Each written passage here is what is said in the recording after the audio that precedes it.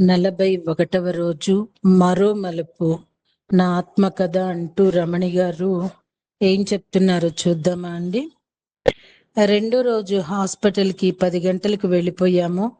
కళ్ళ ఎక్కించుకునేటప్పుడు నరం దొరకదు. కష్టమైనా కూడా కొంత శ్రమ పెట్టి అది ఎక్కించడం జరిగింది. కీమో అంటే డివైన్ వాటర్ శరీరంలోకి ఒక 3 గంటల వ్యవధిలో వెళ్ళిపోయింది. మళ్ళీ కారులో బాబు నేను ఇంటికి వచ్చేసాము. కారులో వస్తున్నంతసేపు మత్తు స్టార్ట్ అయిపోయింది. అలా మేడ మీదకు వచ్చేసి ఇంటికి రావడం, మంచం మీద పడుకోవటం అయితే థాట్స్ మాత్రం చాలా పాజిటివ్గా ఉన్నాయి. కళ్ళు మూస్తే మంచి మంచి ఎక్స్పీరియన్స్లు. ఇది ఎలా వెళ్ళినా వచ్చినప్పుడు మాత్రం శరీరం అంతా కంప్లీట్గా వీక్ అయిపోయింది. మళ్ళీ ఇద్దరం మనుషులం పట్టుకోవాలి, నడిపించాలి, బాత్రూంలోకి తీసుకువెళ్ళాలి. జస్ట్ 5 డేస్లో నేను ఓవర్కమ్ చేయగలిగాను. 3 డేస్ తర్వాత యాంటీబయాటిక్ ఇస్తారు, అవి స్టార్ట్ చేయాలి. అంటే ఉండే మోతాదుకి డబల్ మోతాదు శరీరంలోకి వెళ్ళింది. తల వెంట్రుకలు నొప్పి, ఐబ్రోస్ నొప్పి, కళ్ళల్లో నీళ్లు వస్తే అది ఒక నొప్పి, ముక్కులో నీళ్లు వస్తే అది నొప్పి, పెదవులు నొప్పి, గొంతు నొప్పి. ఇక ఇవి ఇలాగే ఉంటాయని ప్రతిసారి కంప్లీట్ యాక్సెప్టెన్స్ లోకి రావడం, ప్రతిసారి సేమ్ రీజన్స్ కంటిన్యూ అవుతున్నాయి. కానీ ఉదయాన్నే లేవటం, స్నానం నెమ్మదిగా ఎవరి అవసరం లేకుండా చేయటం, చక్కగా కూర్చొని 3 గంటలు మెడిటేషన్, 7 గంటలకు ఇంట్లో బాబు, మా ఆయన లేచి నా కేర్ టేకర్ అమ్మాయి కూడా వచ్చి నాకు కావలసినవన్నీ అంటే జ్యూస్, టిఫిన్ ఇవ్వడము. ఇంకా ఈసారి నేను ఎవరికి ఇబ్బంది పెట్టలేదు అనే ఒక మంచి చేంజ్లోకి వచ్చాను. ఇది విజయానికి తొలిమెట్టు అనిపించింది. ఒక్కటే ఆలోచన, 8 కీమోస్కి అంటే డివైన్ వాటర్ 2 అయిపోయాయి, ఇంకా 6 ఉన్నాయి. 21 రోజులు ఎన్నాళ్ళకు అవుతుంది? అది ఎన్ని నెలల వరకు అవుతుంది? మధ్యలో బ్లడ్ డ్రాప్ అయితే మళ్ళీ అది ఎక్కడికి, ఏ నెలకి వెళుతుంది? ఈ లెక్కలతోనే టైం అయిపోయేది. నిద్రపోవటం, మళ్ళీ పుస్తకం ఏదైనా చదవటం, ధ్యాన సాధన, భజగోవింద మ్యూజిక్ వినటం. 5 రోజులు గడిచిన తర్వాత కొంచెం నాకు నేను స్టేబుల్ అయ్యే, ఇంట్లో నుంచి బయటికి, వరండా నుంచి ఇంట్లోకి ఏ ఆసరా లేకుండా ఒక్కదాన్ని నేను నడవటం చక్కగా చేసుకోగలిగేదాన్ని. నాలో వెలసిన నేనే నా మార్గం, నేనే నా గమనం. నా మాటల్లో నా ప్రతిబింబం నేనే. చదువుతున్న ప్రపంచం కోసం కాదు, నా కోసం. సాధన నా కోసం. నా నిశ్శబ్దం కూడా ఒక పాఠం చెప్తుంది. ఈసారి కొత్తగా ఏదైనా చెయ్యాలి. ఇప్పుడు ఏదో కొత్తగా చెయ్యాలి, కొత్తగా ఏదో ప్రాక్టీస్ చేయాలి, సాధన చెయ్యాలి, నేర్చుకోవాలి. ఇదే తపన ఎప్పుడూ ఉంటుంది. ఒకసారి ధ్యాన సాధన అయిపోగానే మెక్సికన్ లాంగ్వేజ్ నేర్చుకునేదాన్ని. యూట్యూబ్లో రోజుకు కొన్ని వర్డ్స్, కొన్ని నెంబర్లు, కొన్ని సెంటెన్స్లు చదివి ప్రాక్టీస్ పెట్టి మళ్ళీ నెక్స్ట్ దాంట్లో వెళ్తుండేదాన్ని. అలాగే దానికి కొంత సమయం కేటాయించడం, ఎక్కువగా నిద్రపోవటం, ఎన్నో రకాల వంటల యొక్క వీడియో వినడం కానీ చూడటం కానీ చేసేదాన్ని. ఎందుకంటే ఇప్పుడు నా శరీరం మీద చాలా చాలా ప్రేమ. మంచి ఆహారాన్ని ఎలా పెట్టాలి, ఎలా పోషించాలి, నేను ఏదైనా తినడానికి సిద్ధంగా ఉండేదాన్ని. ప్రతిదీ చాలా టేస్టీగా అనిపిస్తుంది. నన్ను నేను ప్రేమించుకున్నాను. ప్రతిరోజు నాతో నేను నవ్వుకోవడం నేర్చుకుంటున్నాను. నేనంటే నాకు నమ్మకం. నన్ను నేను వదలను. నా శాంతి, నా ఆనందం నా చేతుల్లోనే ఉందని తెలిసినప్పుడు జీవితం తేలిగ్గా మారింది. నన్ను నేను ప్రేమించటం స్వార్థం కాదు, ఆత్మకు చేసే పూజ లాంటిది. నేను బాగా ఆహారాన్ని ప్రేమించాను. నన్ను నేను ప్రేమించుకున్నాను. నాతో నేను ఉన్నాను. ఇంకా ఒక్క సెకండ్ కూడా నేను వేరే ఆలోచనలకు వెళ్ళలేదు. నా శ్వాసను కానీ, నా ధ్యాసను కానీ ఎటు మళ్లించకపోవటం వల్ల, నా మీద నేను మొత్తం టైం పెట్టుకోవటం వల్ల జరుగుతున్న సైడ్ ఎఫెక్ట్స్ అన్నీ జరుగుతున్నా మళ్ళీ కొత్తగా అన్నీ కూడా నాకు చేయగలగటం, తినగలగటం, నడవగలగటం, చూడగలగటం, వినగలగటం, నాకు నేనే నెమ్మదిగా బయటకి వరండాలోకి రాగలగటం. చంటి పిల్ల ఒక్కొక్కటి ఎలా నేర్చుకుంటుందో అలా నా శరీరం నేర్చుకునేటప్పుడు నా ఆలోచన, నేను తీసుకునే ఆహారం, నా నిద్ర అన్నీ కూడా ఎంతో బాగా వంట పడుతున్నాయి. మన శరీరం ఎంత గొప్పది అంటే ప్రతిరోజు డైరీ రాస్తుండేదాన్ని. 21 రోజులు కీమోకి మళ్ళీ 21 రోజుల మధ్యలో జరుగుతుంది. సేమ్ రీజన్స్ జరుగుతుండేవి. నేను ఒకవేళ మర్చిపోయినా మళ్ళీ ముందుసారి జరిగినవి డైరీ చూస్తే ఎగ్జాక్ట్గా 11వ రోజున ఏం అవ్వాలి, 10వ రోజు ఏమవుతుంది, 20 రోజులకి ఏమవుతుంది, 9వ రోజు ఏమవుతుంది, అలాగే నెక్స్ట్ డైరీలో సేమ్ అదే రాసుకుంటూ ఉండేదాన్ని. శరీరం చాలా బాగా రెస్పాండ్ అవుతుంది. అంటే ఏదైతే రామ్తా సబ్జెక్ట్ వింటున్నానో, ఆచరిస్తున్నానో అది వర్కింగ్ లోకి వచ్చింది అని అనిపిస్తున్నది. రామ్తా చెప్పిన విషయాలు అల్లా బక్షు గారు అయితే చెప్తున్నా అది వింటున్నాను, ఆచరిస్తున్నా. రామ్తా విజ్ఞానం ఏమంటుందంటే అవేకెనింగ్ ఇన్నర్ పొటెన్షియల్ లేకుండా ఏ యొక్క ఆత్మ భూమి మీద శరీరం తీసుకోదు అని చెప్తారు రామ్తా. ప్రతి ఒక్కరికి కూడా అంతులేని సంభవాలు ఉంటాయి, అత్యున్నతమైన శక్తి ఉంటుంది. కానీ అవేకెనింగ్ లో ఉండరు, నిద్రాణంగా ఉంటుంది. అంతర్గతంగా నిద్రపోతూ ఉంటున్న మీ శక్తిని వెలికి తీసే అవేకెనింగ్ ఇన్నర్ పొటెన్షియల్. మనం ఎప్పుడూ కూడా మన జీవితాన్ని అడ్వెంచర్గా తీసుకుంటాము. జీవితం ఎప్పుడూ సాహసభరితంగా ఉండాలి. ఎందుకంటే సాహసం అంటే ఆత్మకి చాలా ఇష్టం. ఆత్మ యొక్క లక్షణాల గురించి శ్రీకృష్ణ భగవానుడు వారు ఏం చెప్పారంటే సాహసం లేని ఆత్మ ఉండదు. అలాగే మన బ్రహ్మర్షి పితామహ పత్రిజీ డైమెన్షనల్ గా అసెంట్ చేసిన వ్యక్తి అని అంటారు అల్లా బక్షు గారు. మనం ఎందుకు క్రియేషన్ చేసుకోలేకపోతున్నాము, ఎనర్జీ వర్కింగ్ లోకి ఎందుకు తీసుకోలేకపోతున్నాము అంటే ఎంత పెద్ద ఎనర్జీ అయినా కదిలించగలిగే ఆలోచన, ఆ ఆలోచన అనేది నువ్వే. దర్శనం. దైవం దూరంలో లేదు, నాలోనే ఉంది. ప్రతి నిశ్శబ్దం క్షణం ఒక దర్శనం. నా చూపే నాకు ఆశీర్వాదం. మనసు శాంతమై నిశ్చలమై ఉన్నప్పుడు అదే నిజమైన దర్శనం. కళ్ళతో కాదు, మనసుతో చూడగలిగితేనే దర్శనం సంపూర్ణమవుతుంది.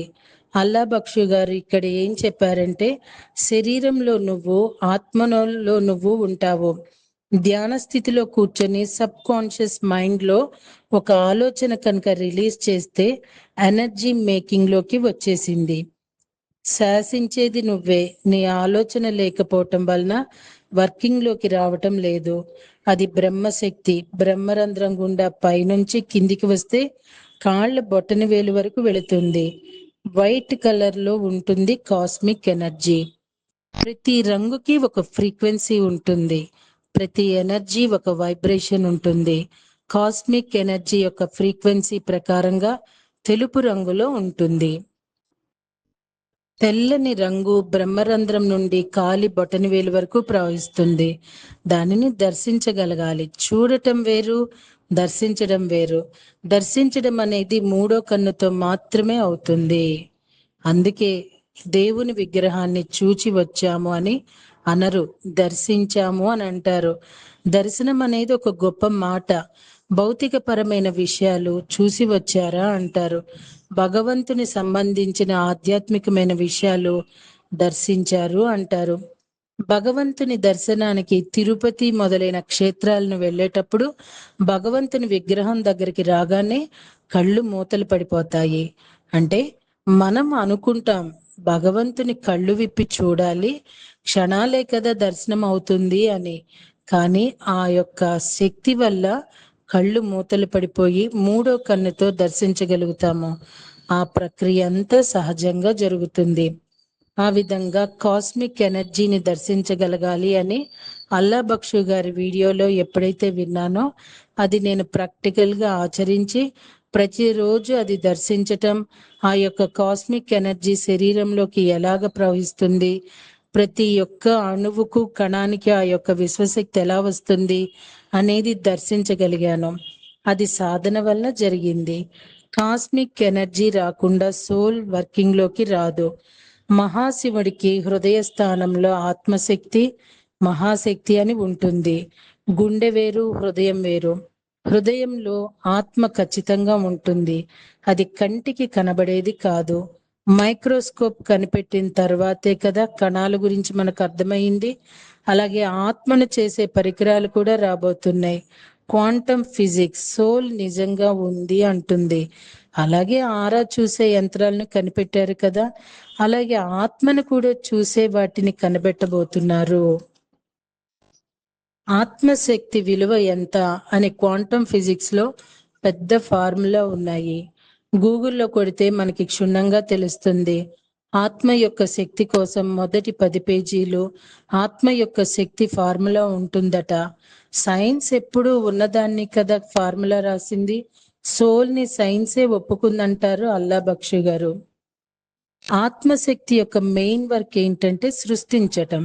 కాస్మిక్ ఎనర్జీ ఎంత ఎక్కువగా లోపలికి తీసుకుంటామో అంత చక్కటి సృష్టికర్తలం అవ్వగలుగుతాము. కాస్మిక్ ఎనర్జీ రాకుండా సోల్ వర్కింగ్ లోకి రాదు.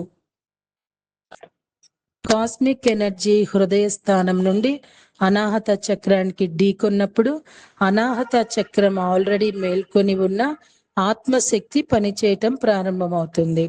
చాలా మంది ఏమంటారంటే ఆత్మ నిద్రాణ స్థితిలో ఉంది, ఆత్మ నిద్రపోయింది, లేపాలి. ఎక్కడా కూడా ఎలక్ట్రోమాగ్నెటిక్ శక్తి నిద్రపోవటం ఉండదు. లేకపోతే మనకు అర్థమయ్యే భాషలో పెద్దలు చెప్పారు.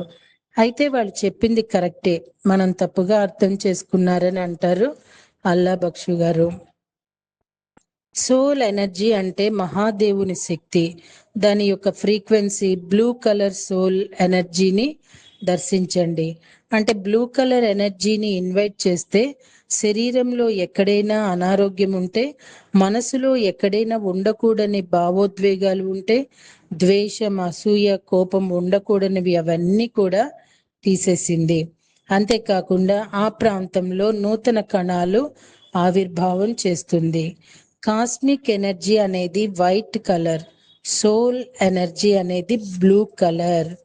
ఎప్పుడైతే కాస్మిక్ ఎనర్జీ, సోల్ ఎనర్జీ రెండు శరీరం ద్వారా ప్రవహిస్తూ ఉంటాయి, మన మూలాధార చక్రం కింద ఇంకొక అత్యంత అద్భుతమైన శక్తి కుండలిని. పూర్వకాలంలో యజ్ఞం చేసినప్పుడు ఆ యజ్ఞ భాండాగారం నుంచి ఆవిర్భవించినటువంటి లలిత మాత యొక్క శక్తిని కుండలిని శక్తి అంటారు. రాబోయే కాలంలో మానవుని శరీరంలో రాక్షసులు ఉంటారు. మానవుల మనసుల్లో రాక్షసత్వం ఉంటుంది. కాబట్టి మానవుడు శరీరంలో నుంచి రాక్షస గుణాలను నిర్మూలిస్తామని ఆనాడు వాగ్దానం చేసి మహాదేవి మన శరీరంలోకి వచ్చింది.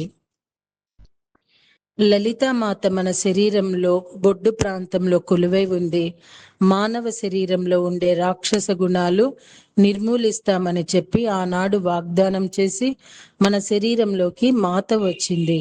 ఫస్ట్ బొట్టు దగ్గర ఉంది, కానీ మానవుడు చేసే దుర్గుణాలను తట్టుకోలేక క్రిందికి క్రిందికి క్రిందికి వెళ్ళిపోయి మూలాధారం కిందికి వచ్చేసింది. చిన్న బిందువులాగా అలా ఉంటూ వచ్చింది. మాత కొలువై ఉన్న శరీరాన్ని మనం ఎలా చూసుకోవాలి? మహాదేవి కొలువై ఉన్న శరీరం అత్యంత పూజనీయం. దేవుడికి ఆశ్రమించిన మన శరీరం ఎంత గొప్పది, పూజనీయమైనది. తరాలు యుగాలు గడిచిన కొద్దీ పాము చుట్టలు చుట్టుకొని పడుకొని ఉంది అని చెప్పుకుంటూ వచ్చారు. విషయం ఏంటంటే మాత శయనాకారంలో కనిపించింది. నాటి యోగులకు ఋషులకు కానీ ఎలాంటి పాము లేదు. పాము చుట్టూ చుట్టుకొని లేస్తుందంటారు, చెప్పింది కరెక్టే. అక్కడ ఉన్నది మాత. ఆ మాత చేసే పని ఏంటంటే శివశక్తితో సమానం. అంటే మన శరీరంలో ఉన్నటువంటి లోపల మొత్తం తీసేసేది శివశక్తి కాదా? శరీరంలో మన చక్రాలు ఉన్నాయి కదా, ఆ చక్రాలకు సంబంధించినటువంటి అన్లాక్ నుంచి కుండలిని ఉపయోగపడుతుంది. కుండలిని ఫ్రీక్వెన్సీ రెడ్ కలర్, కింది నుంచి పైకి వెళ్తుంది. రెడ్ కలర్ ఫ్రీక్వెన్సీ అంటే కాస్మిక్ ఎనర్జీ. వైట్ ఆత్మశక్తి, బ్లూ కుండలిని శక్తి రెడ్. White, blue, red. మనం ఎంత అద్భుతమైన శక్తివంతులమో, శక్తినంతా మన దగ్గర పెట్టుకొని వేరొకరి మీద ఆధారపడుతున్నామో అలా ఆధారపడవద్దు అని రామ్తా అంటారు. గైడెన్స్ తీసుకోవాలి, ధ్యానం ఎలా చేయాలి, జ్ఞానాన్ని ఎలా పొందాలి, గైడెన్స్ తీసుకోవచ్చు. గురువు మీద కూడా ఆధారపడవద్దు, ఇండిపెండెంట్ గా ఉండాలంటారు.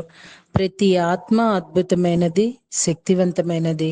మానసికమైన తృప్తి కోసం పూజించొచ్చు, కానీ ఆధారపడకూడదు. ఆత్మ మీద డిపెండ్ అవ్వాలి, ఆత్మతో మాట్లాడాలి, ఆత్మతో కలిసి ఉండాలి. ఇవన్నీ కూడా శ్వాస మీద ధ్యాస పెట్టి ధ్యానం చేస్తున్నప్పుడు మాత్రమే ఇవన్నీ మనకు సహజంగా సంభవిస్తాయి. పైనుంచి కిందికి వచ్చేది కాస్మిక్ ఎనర్జీ వైట్ కలర్, కింద నుంచి పైకి వెళ్ళింది కుండలిని ఎనర్జీ రెడ్ కలర్. ఈ రెండింటిని బ్యాలెన్స్ చేస్తూ సోల్ ఎనర్జీ అంటే బ్లూ కలర్ లో ఉంటుంది.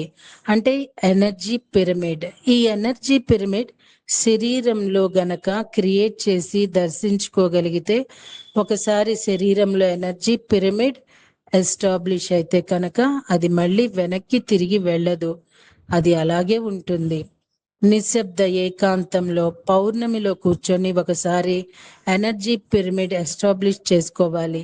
హృదయ స్థానంలో వైట్, బ్లూ, రెడ్ పిరమిడ్ జీవితాంతం ఉంటుంది. రోజు ధ్యానం చేసుకుంటే సరిపోతుంది. ఎస్టాబ్లిష్ అయ్యిందో లేదో తెలుసుకోవటానికి మీరు ఏదైనా క్రియేట్ చేసుకోగలుగుతారు. యద్భావం తద్భవతి, 100కి 100 పాళ్ళు సాక్షాత్కరిస్తుంది. Thank you.